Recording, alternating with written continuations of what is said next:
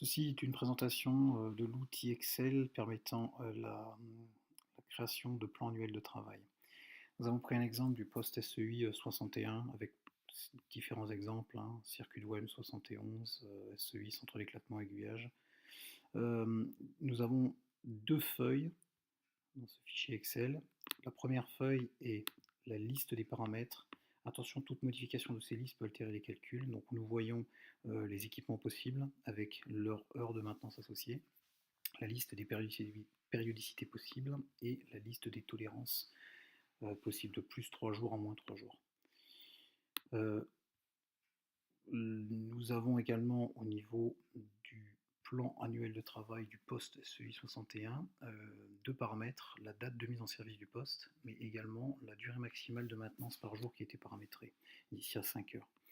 Donc nous avons par exemple différents noms d'équipements respectifs correspondant en fait aux différents types d'équipements.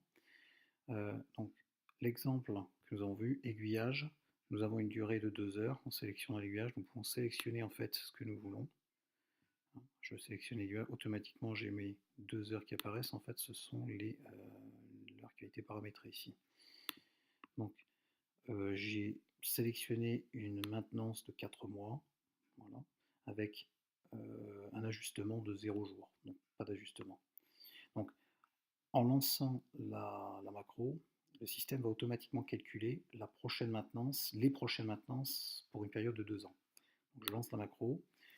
La première étape est l'initiation du planning en cours. Donc on initialise la table de planning. Ensuite, on ajuste la table de la date de mise en service. S'il y a eu modification, il n'y a pas eu modification à ce niveau-là. Et la prochaine étape va être le calcul des nouvelles dates et la vérification des durées de maintenance pour chaque jour. Donc, nous voyons, on va prendre l'exemple du SEI. L'SEI se fait tous les mois. Donc, si j'avance, effectivement, tous les mois, j'ai la durée de maintenance d'une heure et demie qui a été reportée.